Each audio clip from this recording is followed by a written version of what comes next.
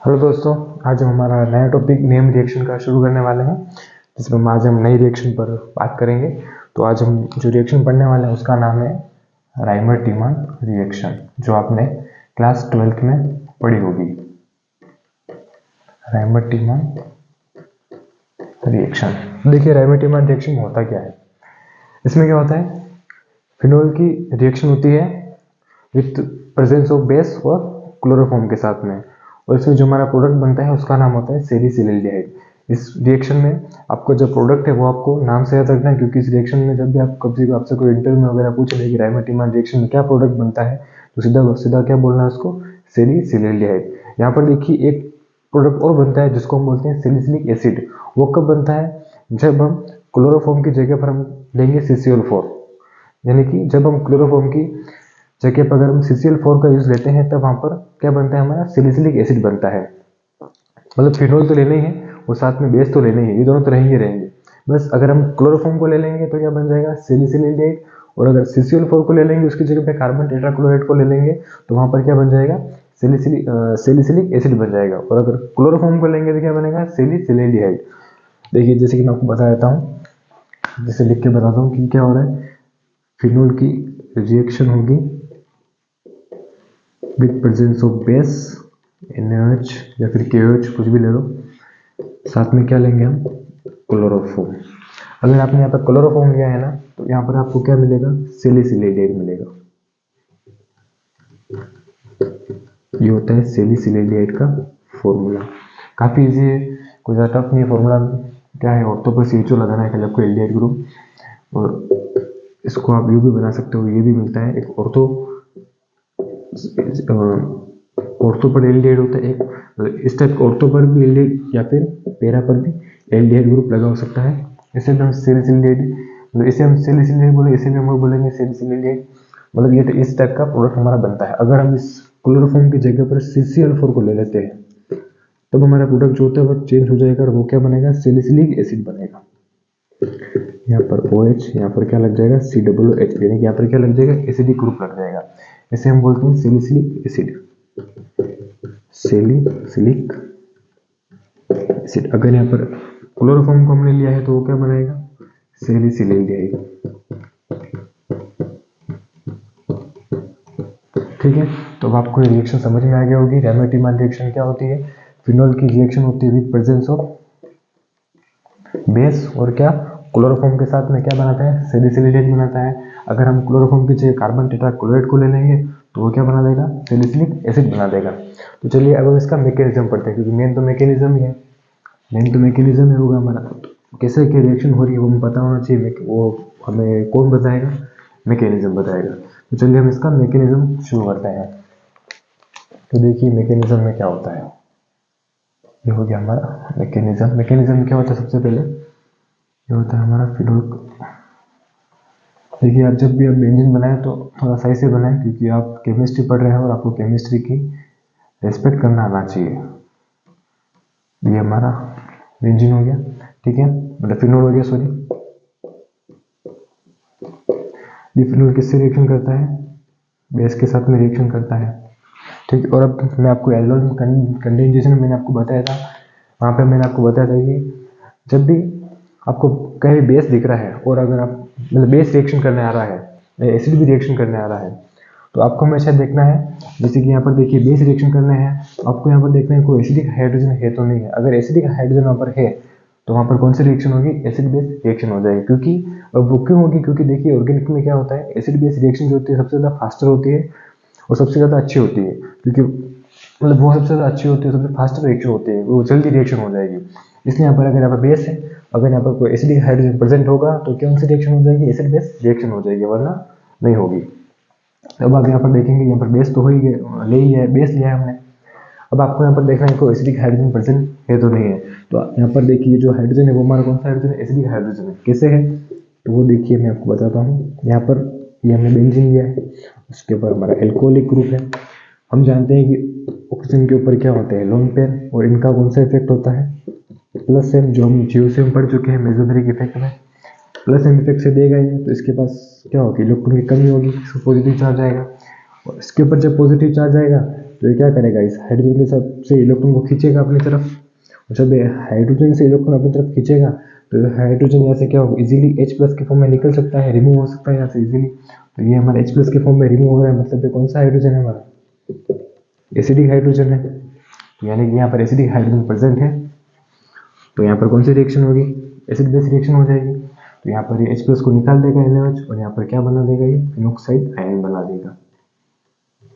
ये हमारा नेगेटिव इस पे लग जाएगा, इसे हम क्या बोलते हैं, फिनॉक्साइड आयन। ठीक है, फिनॉक्साइड आयन बन जाएगा। अब रिएक्शन ऐसा तो नहीं कि बेस खत्म हो गया, बेस तो उसमें रिएक्शन मिक्स करते हैं अपन सब कुछ चीज़ें, तो बेस उसमें प्रेजेंट होते ही है, बहुत सारा होता है। तो अब ये बेस क्या करेगा, सेकंड स्टेप में अब ये रिएक्शन करेगा क्लोरोफॉर्म के साथ में। भाई क्लोरोफॉर्म के साथ में क्यों रिएक्शन कर रहा है बेस, क्योंकि यहाँ पर भी क्या है, एक एसिडिक हाइड्रोजन क्या है, प्रेजेंट है यहाँ पर भी। अब ये एसिडिक हाइड्रोजन कैसे है, तो यहाँ पर आप देखेंगे 3 क्लोरीन है, और एक क्लोरीन का कौन सा इफेक्ट होता है, -I, तो इन दोनों का भी कोई -I होगा, यानी कि 3 क्लोरीन मिलकर इस कार्बन पर कौन सा इफेक्ट लगा रहे हैं, -I इफेक्ट लगा रहे हैं, यानी कि -I से खींच रहे हैं। भाई अगर तीनों क्लोरीन इससे खींच रहे हैं तो ये कार्बन पर क्या हो रहा है, पॉजिटिव चार्ज आ रहा है, इलेक्ट्रॉन डिफिशिएंट बन रहा है। अब इलेक्ट्रॉन डिफिशिएंट बन रहा है, इस पर पॉजिटिव चार्ज आ रहा है, तो ये क्या करेगा, इस हाइड्रोजन से इलेक्ट्रॉन को खींचेगा अपनी तरफ। बेस के पास कमी हो, इस कमी को भी पूरा तो करेगा, इधर से खींचेगा, इधर से खींचेगा, तो यहाँ पर हाइड्रोजन इजीली H+ के फॉर्म में निकल नहीं जाएगा यहाँ से, जो अपने इलेक्ट्रॉन यहाँ पर देकर, तो ये अपने इलेक्ट्रॉन यहाँ पर देगा और H+ के फॉर्म में निकल जाएगा। ठीक है, यानी कि ये हमारा कौन सा हाइड्रोजन होगा, एसिडिक हाइड्रोजन होगा। तो यहाँ पर भी कौन सी रिएक्शन हो जाएगी, एसिड बेस रिएक्शन हो जाएगी। सी क्लोरोफॉर्म को हमने इस टाइप से लिखा है, स्ट्रक्चर इस टाइप का बना के लिखा है ताकि आपको अच्छे से समझ में आ जाए। अब ये बेस इस हाइड्रोजन के साथ रिएक्शन करके, मतलब कहने का मतलब ये बेस है, ये हमारा एसिड है, एसिड बेस रिएक्शन हो जाएगी यहाँ पर, और यहाँ पर क्या हो जाएगा, यहाँ पर हमारा प्रोडक्ट जो कंपाउंड जो हमें मिलेगा वो क्या मिलेगा, ये मिल जाएगा। यहाँ पर इस हाइड्रोजन के H+ के फॉर्म में निकला है, इसने इलेक्ट्रॉन इसको दे दिए हैं, तो यहाँ पर इसके पास क्या आ जाएगा, 2 बॉन्ड आएगा। 2 इलेक्ट्रॉन क्यों है यहाँ पर, क्योंकि एक तो इस कार्बन का तो था ही, एक इस हाइड्रोजन का भी तो था ना, क्योंकि ये दोनों ही इस पूरे बॉन्ड के इलेक्ट्रॉन को यहाँ पर देके गए हैं ना, H+ के फॉर्म में निकला है। H+ मतलब क्या है, इसके पास एक भी इलेक्ट्रॉन नहीं है, तो होता है एक इलेक्ट्रॉन है, वो एक इलेक्ट्रॉन इसको दे के चला गया कार्बन को, तो इसके पास बचा ही कुछ नहीं, देने H+ के फॉर्म में निकल गया यहाँ पर। तो एक इलेक्ट्रॉन तो हाइड्रोजन का, एक इलेक्ट्रॉन किसका, कार्बन का है। तो यहाँ पर ये हमारा, ये हमें मिल जाएगा, और यहाँ पर साथ में हमें क्या मिलेगा, वाटर, फिर OH और H की रिएक्शन हो जाएगी, और Na क्या ऐसे निकल जाएगा अलग, Na+ के फॉर्म में है। अब ये Na+ क्या करेगा, नेक्स्ट स्टेप में अब ये रिएक्शन करेगा किसके साथ में, इसके साथ में। क्यों, क्योंकि Na+ यानी कि इसके पास क्या है, इलेक्ट्रॉन की कमी है, और यहाँ पर हम जानते हैं Na और Cl आपस में रिएक्शन कर जाएंगे, भाई आयनिक रिएक्शन हो जाएगी। यहाँ पर क्या होगा, ये Cl और ये एक और Cl, उसके पास ये 2 बॉन्ड है, ये Na+ है। अब भाई अब आप यहाँ पर एक चीज़ ये भी सोच सकते हैं कि भाई यहाँ पर ये Na, इसके पास कमी थी इलेक्ट्रॉन की, इसने यहाँ पर क्यों नहीं अटैक किया, भाई इसके पास तो 2 इलेक्ट्रॉन थे ना, इजीली अटैक कर सकता था इसके ऊपर, इसने इसके ऊपर क्यों अटैक नहीं किया, क्यों, क्योंकि देखिए यहाँ पर इसके पास Cl है, और यहाँ पर कौन सी रिएक्शन होगी, Na और Cl की आयनिक रिएक्शन होगी, और आयनिक रिएक्शन होगी तो भाई ये रिएक्शन तो होगी नहीं फिर। तो यहाँ पर क्या होगा, Na+ है, अब Na+ है तो इसके पास इलेक्ट्रॉन की कमी है, तो ये क्या करेगा, ये Cl क्या करेगा, यहाँ से इलेक्ट्रॉन को खींचता है -I की इफेक्ट से, तो यहाँ से इस वो उनके दोनों इलेक्ट्रॉन को खींचकर क्या करेगा, इस Na के साथ रिएक्शन कर जाएगा, और यहाँ पर क्या बना देगा, NaCl बना देगा। ठीक है, और यहाँ पर क्या होगा, इस इलेक्ट्रॉन खींच लिए, तो यहाँ पर ये Cl, ठीक है, और ये कार्बन है, इसके पास ये 2 इलेक्ट्रॉन है, इस कार्बन के पास 2 इलेक्ट्रॉन की कमी हो गई ना, क्योंकि वो उनके दोनों इलेक्ट्रॉन को ये क्लोरीन क्या खींच के ले गया। और अब इसको हम क्या बोलते हैं, इस स्ट्रक्चर को हम बोलते हैं कार्बिन। कार्बिन क्यों बोलते हैं भाई, देखिए कार्बिन जो होती है वो हमारी इलेक्ट्रॉन डेफिशिएंट कंपाउंड होता है, तो इसके पास 2 इलेक्ट्रॉन की कमी होती है। अब जैसे कि मैं आपको पूछूं कि भाई ये जो कार्बिन है क्या ये हमारी एक न्यूक्लियोफाइल हो सकती है अच्छी, तो न्यूक्लियोफाइल कौन है, जिसके पास इलेक्ट्रॉन की डेंसिटी हो, नहीं जो इलेक्ट्रॉन दे सकता हूँ। आपको तो लगेगा यहाँ पर कि इसके पास लोन पेयर है तो ये आराम से इजीली दे जाएगा और ये एक अच्छा न्यूक्लियोफाइल होगा, लेकिन नहीं होगा अच्छा न्यूक्लियोफाइल। क्यों नहीं होगा, क्योंकि ध्यान से देखिए यहाँ पर जो कार्बिन है ना, इसके इलेक्ट्रॉन को गिनिए आप कितने हैं, इसमें 1 2 3 4 5 6, क्या इसका ऑक्टेट पूरा है, नहीं है, ये 6 इलेक्ट्रॉन है इसके पास, तो ना ऑक्टेट पूरा करने के लिए कितना इलेक्ट्रॉन चाहिए, 8 इलेक्ट्रॉन चाहिए। लेकिन इसके पास कितने इलेक्ट्रॉन, 6 इलेक्ट्रॉन ही है, यानी कि इसका ऑक्टेट कंप्लीट नहीं है। इसलिए हम इस कार्बन को क्या बोलते हैं, एक चीज इसको हम बोलते हैं न्यूट्रल स्पीशीज बोलते हैं। साथ में ये हमारी क्या होती है, इलेक्ट्रॉन डेफिशिएंट होती है। इलेक्ट्रॉन डेफिशिएंट कंपाउंड भी, क्योंकि इसके पास 2 इलेक्ट्रॉन की कमी है, और न्यूट्रल भी है, ठीक है, न्यूट्रल स्पीशीज भी है हमारी, ठीक है। अब जैसे कि मैंने आपको, जैसे कि इसका एक और एग्जांपल देता हूँ इसी टाइप का, एक न्यूक्लियोफाइल टाइप का, जैसे कि मान लीजिए क्लोरीन है, ठीक है। इसके पास कितने इलेक्ट्रॉन होते हैं, 7 इलेक्ट्रॉन, 1 2 3 4 5 6 7, 2 3 4 5 6 7। मान लीजिए इसके पास 8 इलेक्ट्रॉन थे। मैं आपसे पूछ लूँ कि इन दोनों में से कौन अच्छा न्यूक्लियोफाइल है। भाई न्यूक्लियोफाइल दोनों हो सकते हैं, आप ये देखेंगे इसके पास भी 2 इलेक्ट्रॉन है, मतलब इसके पास भी ये लोन पेयर है, इसके पास भी है लोन पेयर, ठीक, लोन पेयर दे दोनों के पास, हम दोनों के पास क्या है, इलेक्ट्रॉन की कमी तो नहीं है भाई दोनों के पास, लेकिन जो हमारा ये वाला कंपाउंड है ना, जिसके पास 8 इलेक्ट्रॉन है, वो हमारा गुड न्यूक्लियोफाइल होगा। क्यों? क्योंकि देखिए, जब तक किसी भी कंपाउंड का एलिमेंट का ऑक्टेट कंप्लीट नहीं है, तब तक वो अच्छा न्यूक्लियोफाइल नहीं हो सकता है। पहले वो खुद अपना ऑक्टेट पूरा करेगा, फिर जाके किसी और को इलेक्ट्रॉन देगा, यानी कि पहले वो खुद अपना घर भरेगा, फिर जाके किसी दूसरे का घर भरेगा। जब तक खुद के पास इलेक्ट्रॉन नहीं है, तब तक वो किसी और को इलेक्ट्रॉन नहीं दे सकता। इसलिए हमेशा ध्यान रखिएगा, जब तक किसी कंपाउंड का ऑक्टेट पूरा नहीं है, वो इलेक्ट्रॉन नहीं देगा। पहले उसका ऑक्टेट पूरा करेगा, फिर जाके वो इलेक्ट्रॉन किसी और को देगा। तो यहाँ पर इसलिए हमने इस कार्बन को क्या बोला, इलेक्ट्रॉन डेफिशिएंट बोला, और एक न्यूट्रल स्पीशीज बोला, ठीक है। तो यहाँ पर इसलिए ये क्या कर रही थी, इलेक्ट्रॉन नहीं दे सकती, यानी कि अभी न्यूक्लियोफाइल नहीं देने की क्या होगी, इलेक्ट्रोफाइल होगी। इलेक्ट्रॉन की कमी है इसके पास, इलेक्ट्रॉन डेफिशिएंट मतलब क्या, इलेक्ट्रोफाइल है। अब ये कार्बन क्या करती है, इस फिनोक्साइड आयन पर अटैक करती है। हमारी जो नेक्स्ट स्टेप होगी वो ये होगी। तो जैसे कि अब मैं यहाँ से आपको थोड़ा हटा देता हूँ, अपने पास इतना स्पेस भी नहीं है। तो नेक्स्ट स्टेप में क्या होगा, हमारे वो कार्बन जो थी ना, वो यहाँ पर अटैक करेगी, ठीक है। ये हमारा फिनोक्साइड आयन, ठीक है। अब वो वहाँ पर यहाँ पर अटैक करेगी। यहाँ पर देखिए, यहाँ पर क्या होगा, उससे पहले ये नेगेटिव आयन यहाँ पर आएगा, और ये पाई बॉन्ड यहाँ जाएगा, ठीक है। तो यहाँ पर कौन अटैक कर जाएगा, CCl2 अटैक कर जाएगा, क्योंकि ये और ये पाई बॉन्ड कहाँ आएगा, यहाँ पर यह है, ये बॉन्ड यहाँ पर आ गया। यहाँ पर कौन अटैक कर जाता है, CCl2 अटैक कर जाता है। यहाँ पर हमारा CCl2 अटैक कर गया, इसके पास 2 इलेक्ट्रॉन थे ही, ठीक है। अब आप यहाँ पर देखेंगे, यहाँ पर ये वाला जो स्ट्रक्चर है ना, यहाँ पर ये हमारा एरोमेटिक है, ये हमारा क्या है, एंटी एरोमेटिक है। यहाँ पर ये कहने वाला एरोमेटिक कंपाउंड नहीं है। और हम जानते हैं कि जो एरोमेटिक कंपाउंड होता है वो क्या होता है, स्टेबल होता है। ये तो यहाँ पर क्या हो गया, अनस्टेबल हो गया है। कोई भी चीज़ अगर स्टेबल से अनस्टेबल गई है, तो वापस वो क्या जाएगी, स्टेबल होना चाहेगी। एरोमेटिक कंपाउंड है, एरोमेटिक कंपाउंड था, वो क्या हो गया, एंटी एरोमेटिक हो गया, तो वापस क्या चाहेगा, एरोमेटिक होना। एरोमेटिक कैसे होगा, यहाँ पर देखिए, इस कार्बन के पास एक हाइड्रोजन भी तो है। यहाँ पर ये हाइड्रोजन क्या करता है, ये अपने इलेक्ट्रॉन यहाँ देता है, बस ये पाई बॉन्ड यहाँ जाता है, और यहाँ से ये हाइड्रोजन H+ के फॉर्म में अब निकलेगा ऐसे बाहर। अब अगर ये H+ के फॉर्म में निकलेगा, यानी कि इसके पास इलेक्ट्रॉन की कमी है, तो आप देखेंगे इस कार्बन के ऊपर क्या है, लोन पेयर भी तो लगा हुआ है ना। तो ये हाइड्रोजन क्या, अगर इसके ऊपर अटैक कर जाएगा, आप मैं समझ गए ना। यहाँ पर H+ के फॉर्म में निकल रहा है, यहाँ पे अपने बॉन्ड के इलेक्ट्रॉन यहाँ दे रहा है, तो यहाँ पर H+ के फॉर्म में निकलेगा ये। तो अभी H+ किस पे अटैक कर जाएगा, इस कार्बन के ऊपर अटैक कर जाएगा। इसके पास क्या था, इलेक्ट्रॉन डेंसिटी क्या ज़्यादा थी, क्योंकि भाई अब तो इस कार्बन यहाँ पर बॉन्ड बना दिया है ना, एक, और ये 2, मतलब 2 क्लोरीन है, तो यहाँ पर कैसे होगा, एक क्लोरीन है, एक क्लोरीन है। अब जो चौथा बॉन्ड है वो इसके पास खाली है, यहाँ पर कौन अटैक कर जाएगा, ये हाइड्रोजन अटैक कर जाएगा, और 4 बॉन्ड हो जाएंगे इसके, तो ठीक है। तो अब यहाँ पर क्या होगा, नेक्स्ट स्टेप में हमारे देखिए, नेक्स्ट स्टेप में क्या हो रहा है, इसको एरोमेटिसिटी भी मिल गई है, इसको बेंजीन रिंग को। साथ में ये हाइड्रोजन जो है यहाँ पर इस कार्बन के ऊपर अटैक कर जाएगा, ठीक है। और ये हमारा नया स्ट्रक्चर हमें नया कंपाउंड में मिल जाएगा, ठीक है। अब यहाँ पर क्या होगा, अब यहाँ पर रिएक्शन करेंगे, 2 मोल हम NaOH के साथ में इस कंपाउंड की इसकी रिएक्शन करवाएंगे, 2 मोल NaOH के साथ में। आपने देखा था वहाँ पर ये बेस है, बेस को क्या चाहिए, एसिड चाहिए, ठीक।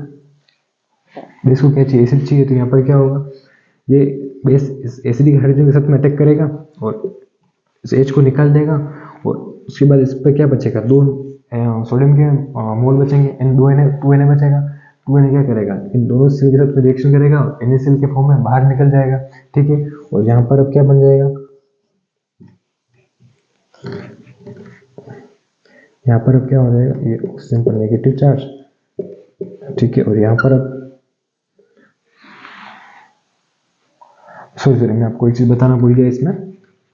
देखिए यहाँ पर क्या हो रहा है, 2 मोल आपने NaOH लिया है।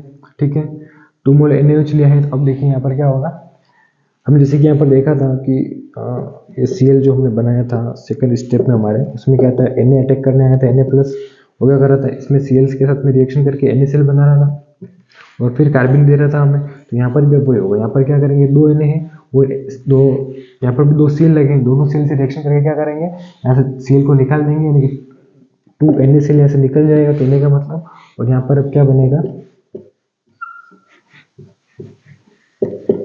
Negative charge. ठीक है, यहाँ पर अब क्या आएगा, यहाँ पर ये OH और ये OH पे लग जाएगा और एक हाइड्रोजन तो है इसके पास, ये हमारा क्या बन जाएगा, नया कंपाउंड बन जाएगा 2NaCl। ठीक है, ये बन जाएगा। अब एक बात हमेशा ध्यान रखिए, जब भी कार्बन पर 2 OH ऐसे लगे हुए हो, वो हमारा एक अनस्टेबल कंपाउंड होता है और वहां से हमेशा H2O एलिमिनेट हो जाएगा। जहां पर भी आपको ऐसा दिख जाए एक ही कार्बन पर 2 OH ऐसे लगे हुए हो, वहां से हमेशा आपको H2O निकालना है। तो यहाँ पे भी हम वो करेंगे, यहाँ से क्या होगा, H2O निकल जाएगा, ये OH, ये OH, यहाँ पर क्या होगा, H2O निकल जाएगा यहाँ से। ठीक, तब यहाँ पर क्या होगा,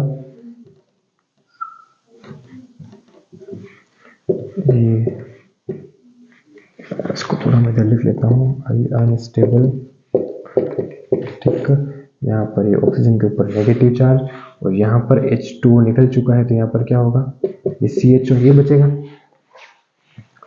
एल्डिहाइड कंपाउंड बन गया हमारा। देखिए अब रिएक्शन में क्या होगा, थोड़ा सा हम H प्लस डालेंगे, तो H प्लस किसके ऊपर अटैक कर जाएगा, इसके ऊपर अटैक कर जाएगा।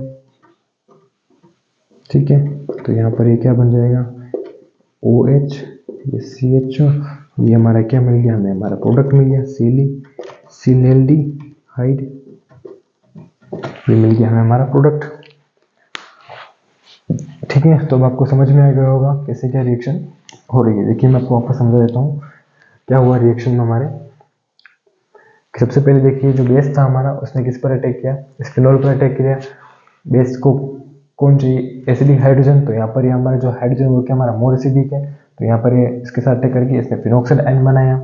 ठीक है, सेकंड स्टेप में क्या हुआ था हमारे, सेकंड स्टेप में जो NaOH था हमारा, उसने किस पर अटैक किया था, क्लोरोफॉर्म पर अटैक किया था। ठीक है, यहाँ पर एसिडिक हाइड्रोजन था, तो यहाँ से ये H2 निकल गया था। ठीक है, फिर थर्ड स्टेप में क्या होता, जो Na था उसने फिर इस पर अटैक किया, इस मतलब जो Na था उसने, उसकी रिएक्शन किसके साथ हुई, इस CCl3 के साथ हुई थी। ठीक, Na की, और वहां से क्या हमें NaCl मिला था, ये NaCl मिल गया। उसके बाद हमें कौन मिला, कार्बन मिला। कार्बन ने किस पर अटैक करेगा, फिनोल रिंग पर अटैक करेगा। क्यों, इलेक्ट्रॉन डेफिशिएंट है, इलेक्ट्रोफाइल है, इलेक्ट्रोफाइल कहाँ पर अटैक करेगा, जहाँ पर इलेक्ट्रॉन की डेंसिटी क्या होगी, ज़्यादा हो गई थी, यहाँ पर इलेक्ट्रॉन डेंसिटी कहाँ ज़्यादा थी, ऑर्थो पर थी। ठीक है, इसी तरह पैरा पर भी आएगी, कैसे आएगी, जब नेगेटिव चार्ज यहाँ आता है वापस ये यहाँ जाता है और ये कहाँ जाता है, यहाँ जाता है। ठीक है, इस तो वहाँ पर भी जो मैंने फर्स्ट में आपको बताया था प्रोडक्ट में कि 2 प्रकार के प्रोडक्ट बनते हैं, एक तो ऑर्थो पर लगता है CHO, एक पैरा पर लगता है। तो पैरा पर कैसे लगता है आपको समझ में आ गया होगा। ठीक है, अब यहाँ पर इलेक्ट्रॉन ज़्यादा है, तो यहाँ पर कौन अटैक करेगा हमारा, ये कार्बन अटैक करेगा। ठीक है, यहाँ पर कार्बन अटैक किया। अब यहाँ रिंग में देखोगे तो इसमें एरोमेटिसिटी थी, इसमें एरोमेटिसिटी डिस्टर्ब हो गई है, वापस ये क्या चाहेगा, एरोमेटिक होना चाहेगा। तो हाइड्रोजन क्या करेगा, अपने इलेक्ट्रॉन यहाँ देगा और यहाँ से H प्लस के फॉर्म में बाहर निकलेगा और H प्लस के फॉर्म में जब बाहर निकलेगा तो इस कार्बन के पास क्या था, इलेक्ट्रॉन थे। ठीक है, तो वो हाइड्रोजन इस पर अटैक कर जाएगा, ये हमारे बन जाएगी नई स्पीशीज। ठीक है, और यहाँ पर हमें एरोमेटिसिटी भी मिल चुकी है। अब हम इसकी रिएक्शन किससे करवाएंगे, 2 मोल NaOH के साथ में करवाएंगे। जहाँ पर क्या होगा, 2 मोल NaOH के साथ रिएक्शन करवा रहे हैं, यहाँ पर 2 मोल हमें NaCl मिल जाएगा, यहाँ पर Cl और Na अलग निकल जाएगा और इस पर क्या लग जाएगा, OH लग जाएंगे दोनों। अब हम जानते हैं एक कार्बन को जब भी ऐसे 2 OH लगे हुए हो तो वो अनस्टेबल होता है, वहाँ से हमेशा वाटर निकल जाता है। तो यहाँ पर वही होगा, वाटर निकल जाएगा और यहाँ पर ये हमें नया कंपाउंड मिलेगा। अब यहाँ पर हम H+ डालेंगे थोड़ा रिएक्शन में, H+ के साथ रिएक्शन करवाएंगे, H+ इस पर अटैक कर जाएगा, ये हमारा क्या बन जाएगा, सिल हाइड बन जाएगा। ये हमारी क्या होगी, रायमर-टिमान रिएक्शन कंप्लीट हो चुकी है। तो आपको समझ में आ गया होगा रायमर-टिमान रिएक्शन क्या होती है। रायमर-टिमान रिएक्शन फिनोल की रिएक्शन होती है किसके साथ में, विद प्रेजेंस ऑफ बेस और क्लोरोफॉर्म, क्या बनता है, सिलिसाइड बनता है हमारा। ठीक है, तो ये हमारी सेकंड नेम रिएक्शन जो होती है वो खत्म होती है। अब हम इसके नेक्स्ट टॉपिक में मिलते हैं, चलिए।